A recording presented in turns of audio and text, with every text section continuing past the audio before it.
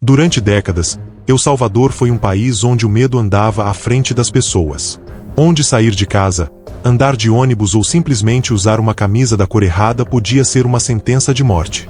Em 2015, o país alcançou uma marca que assustou o mundo. Mais de 100 homicídios por 100 mil habitantes. Não havia refúgio. As ruas pertenciam a facções, e o Estado parecia um espectador diante de uma guerra que consumia vidas todos os dias. Mas algo mudou. Algo que poucos imaginavam ser possível em tão pouco tempo. Em 2022, em apenas 3 dias, 87 pessoas foram mortas em ataques coordenados por grupos criminosos. O país entrou em choque. E naquele momento, o presidente Nayib Bukele tomou uma decisão que dividiria opiniões no mundo todo. Decretou estado de emergência, colocou o exército nas ruas e iniciou uma ofensiva que levaria mais de 69 mil pessoas à prisão em menos de um ano. O que começou como uma resposta a uma onda de violência se transformou no maior experimento de controle social da história recente da América Latina. Com apoio maciço da população, Bukele declarou uma guerra total às facções, e seu plano parecia funcionar. Em menos de 2 anos, a taxa de homicídios caiu mais de 90%. Locais antes dominados por medo e silêncio agora viam crianças brincando nas calçadas e comércios reabrindo suas portas. Mas por trás dessa aparente vitória, surgem perguntas inquietantes. Como foi possível prender tantas pessoas tão rápido? O que está acontecendo dentro das prisões superlotadas que surgiram nesse processo? E mais, o que acontece quando um país troca liberdade por segurança? Este vídeo vai te levar ao centro de uma transformação que deixou o mundo inteiro em alerta. E quando você souber o que realmente está por trás da limpeza de El Salvador, talvez descubra que a verdadeira história ainda está longe de acabar.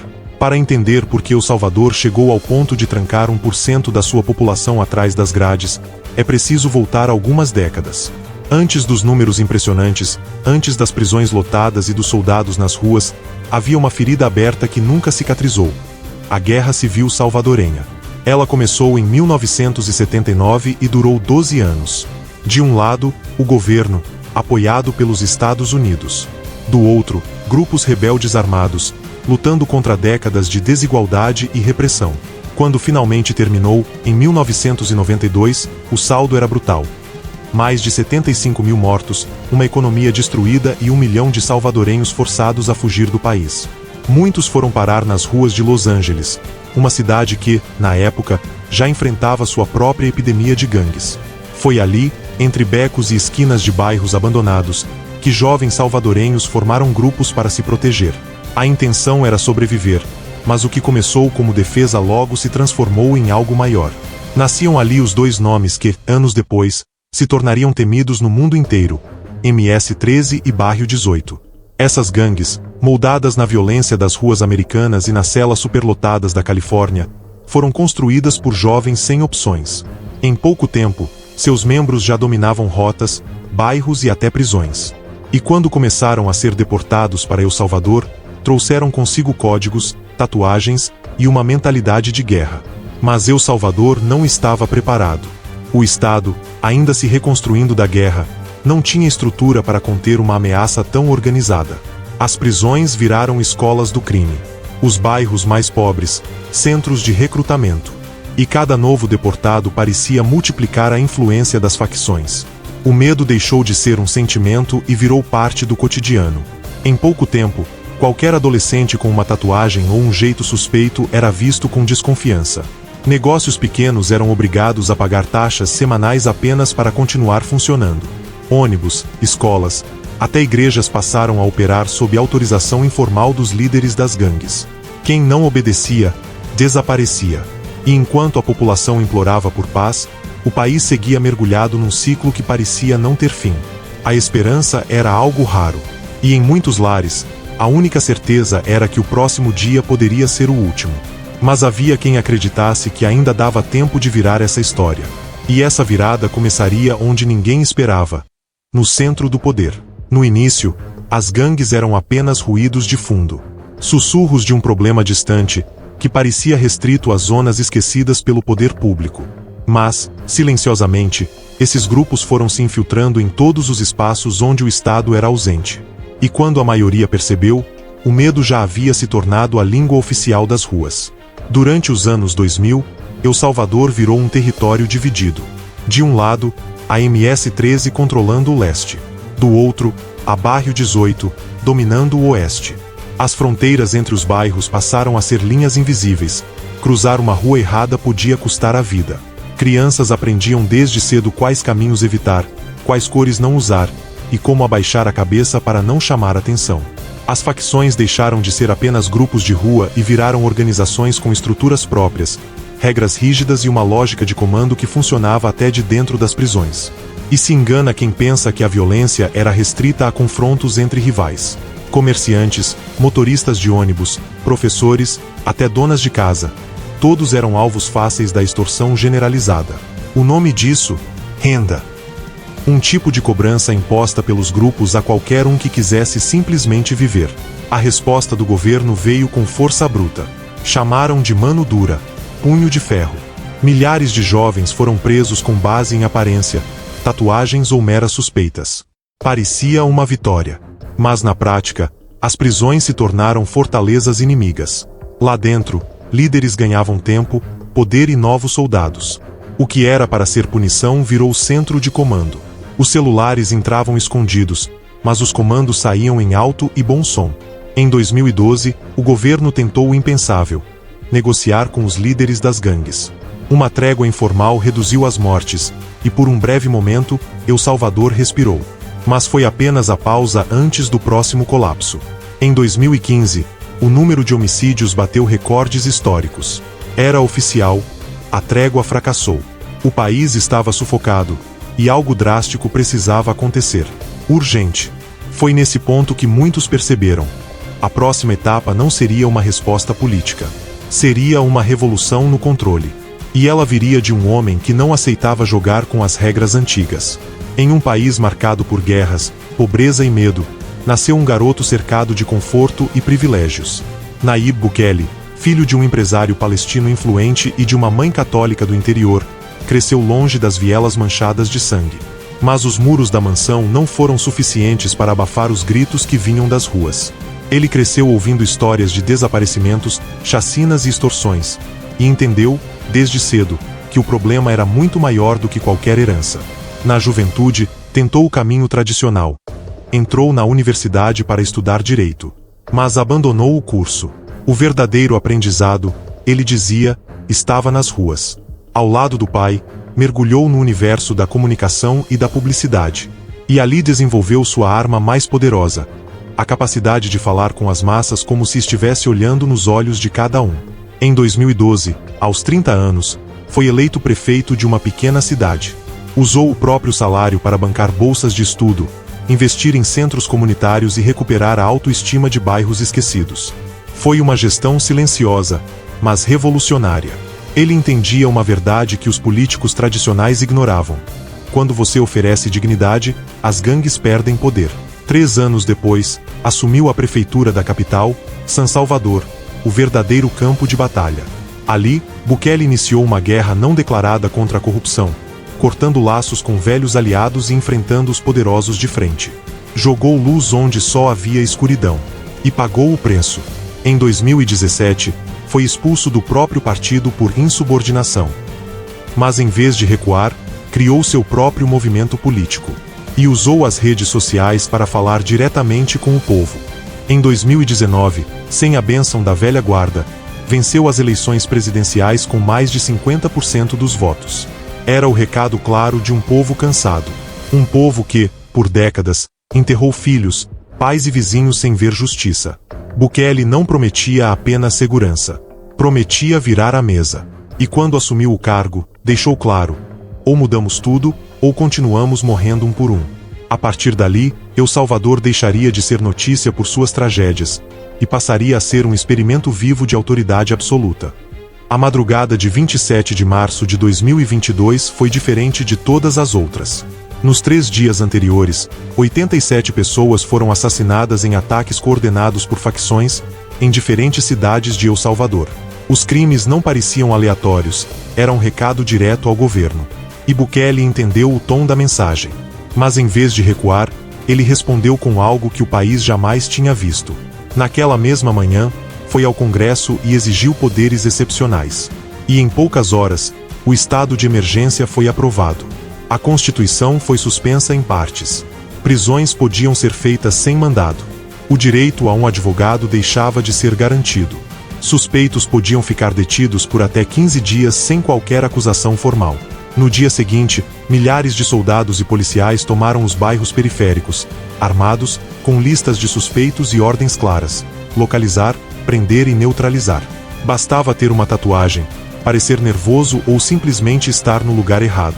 As prisões começaram a se multiplicar. A cada dia, centenas de pessoas eram levadas. Em 2 semanas, mais de 10.000 já estavam atrás das grades. A comunidade internacional assistia com espanto. Organizações de direitos humanos levantavam alertas. Mas dentro do país, a reação era outra. Famílias que antes viviam em silêncio, agora aplaudiam. Comerciantes reabriam lojas. Crianças brincavam nas calçadas sem precisar olhar por cima do ombro. O medo, pela primeira vez em anos, parecia ter mudado de lado. Enquanto isso, as redes sociais se tornavam palco de um espetáculo político cuidadosamente montado. Imagens de detidos algemados, filas de presos entrando em ônibus, helicópteros sobrevoando áreas antes dominadas. Bukele postava cada vitória como um troféu. E os números cresciam. Quando o ano terminou, 69.000 pessoas haviam sido presas, o equivalente a 1% de toda a população do país. Mas havia uma pergunta que poucos se atreviam a fazer em voz alta: onde colocar tanta gente? As prisões tradicionais já estavam saturadas, e os presídios improvisados não suportariam por muito tempo. Era preciso algo maior, algo simbólico, algo que deixasse claro, para todos, que a guerra contra as gangues não teria volta. E foi aí que nasceu o plano mais ambicioso e controverso do governo Bukele: a construção da maior prisão das Américas. Escondida entre colinas áridas, a mega prisão de El Salvador ergueu-se como uma fortaleza fora do alcance do mundo. Nome oficial: Centro de Confinamento do Terrorismo, conhecido como CECOT. Não era apenas um presídio, era um símbolo. Um recado direto para quem ousasse desafiar o novo poder do Estado. Construída em apenas 7 meses, com recursos e apoio logístico que nunca foram totalmente detalhados, CECOT ocupa uma área equivalente a 57 campos de futebol. Sua localização é estratégica, isolada, cercada por um cinturão de segurança de mais de 340 hectares, longe de qualquer centro urbano, longe de olhares curiosos. As muralhas são duplas, com 36 pés de altura e espessura suficiente para parar até explosivos. Entre elas, cercas elétricas. No entorno, 19 torres de vigilância com sensores térmicos e vigilância armada 24 horas. O ar ali é pesado. E não apenas pelo clima seco, mas pelo silêncio absoluto que reina do lado de dentro. Cada pavilhão abriga até 100 pessoas por cela. Sem colchões, sem janelas, sem qualquer item pessoal. Os detentos dormem em camas de metal empilhadas, usam banheiros sem privacidade e recebem alimentação simples por uma pequena abertura na porta. Não há livros. Não há visitas. Apenas paredes, ferro e tempo. O tempo ali não se mede em dias. Se mede em resistência. Os presos passam 23 horas e meia por dia trancados. A única saída é para um corredor interno, usado para alongamentos monitorados ou leituras religiosas. Mesmo assim, tudo acontece sob vigilância constante. Nada entra, nada sai. Inclusive informações. Do lado de fora, nenhuma organização internacional tem acesso ao interior do presídio. Nem Cruz Vermelha. Nem observadores independentes. Para muitos, CECOT é uma caixa preta, um território sem transparência, onde a realidade é moldada apenas por quem detém o controle. O governo, por sua vez, diz que tudo ali é necessário. Que a estrutura foi desenhada para garantir segurança e evitar qualquer chance de fuga ou comunicação externa. Há câmeras em cada canto. Bloqueadores de sinal que criam um raio de silêncio eletrônico ao redor da prisão. E dentro de um dos pavilhões, até um tribunal foi montado. Juízes participam de audiências virtuais sem que ninguém precise sair do complexo. A retórica oficial é clara: se o crime foi extremo, a resposta também precisa ser. Mas o que se vê ali não é apenas contenção. É erradicação de qualquer traço de autonomia, de rotina, de identidade. E apesar das imagens impressionantes divulgadas nas redes oficiais, uma dúvida começa a crescer. E se, ao tentar erradicar o crime, El Salvador estiver eliminando algo a mais, como o próprio limite entre justiça e punição absoluta? O que começou como uma política interna contra o crime, atravessou fronteiras. Em 2025, a mega prisão de El Salvador deixa de ser apenas uma resposta nacional e se transforma em parte de um acordo internacional. O então presidente dos Estados Unidos, em um gesto controverso, firma um pacto com Nayib Bukele: deportar para o CECOT estrangeiros considerados suspeitos de envolvimento com gangues, mesmo que nunca tivessem sido condenados por crimes. Os primeiros voos chegaram silenciosamente, trazendo centenas de pessoas algemadas, sem julgamento, sem defesa, muitos deles apenas por portarem tatuagens ou por seus nomes aparecerem em listas duvidosas. A cena foi registrada por vídeos oficiais. Homens com as cabeças raspadas, conduzidos em silêncio por corredores frios, sob olhares atentos de guardas mascarados. Em troca, os Estados Unidos prometeram milhões de dólares em repasse direto ao governo salvadorenho, como forma de custear a permanência desses detentos. A lógica era simples: seria mais barato manter esses indivíduos em El Salvador do que nos presídios americanos.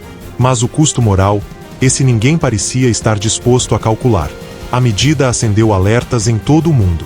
Organizações de direitos civis entraram com ações judiciais, alegando que a prática violava princípios fundamentais de devido processo legal. Um juiz chegou a ordenar o retorno imediato dos voos, mas 2 aviões já haviam pousado. E um terceiro partiu depois da decisão judicial, levantando suspeitas sobre a legalidade da operação. Do lado de dentro do CECOT, o número de detentos disparou. Os relatos de superlotação se intensificaram. Celas projetadas para 70 pessoas agora abrigavam mais de 100. Temperaturas superiores a 35 graus. Nenhum ventilador. Nenhuma janela. Apenas corpos dividindo espaço em silêncio forçado. Relatórios não oficiais falavam de condições degradantes, punições severas e ausência total de transparência. Mas nada disso parecia abalar a imagem de Bukele. Pelo contrário, sua aprovação interna chegava a 90%. Muitos viam nele não apenas um presidente, mas um símbolo. O homem que enfrentou o terror de frente. Mas enquanto El Salvador celebrava a calmaria de suas ruas, o resto do mundo se perguntava: isso é justiça ou apenas uma nova forma de controle? O crime foi de fato vencido? Ou simplesmente enterrado sob toneladas de concreto, onde ninguém pode mais ver? A resposta, talvez, ainda esteja sendo escrita, entre os gritos abafados de uma cela, ou no silêncio incômodo que paira sobre o país que um dia foi refém do medo, e agora se tornou referência para uma nova era de segurança sem concessões.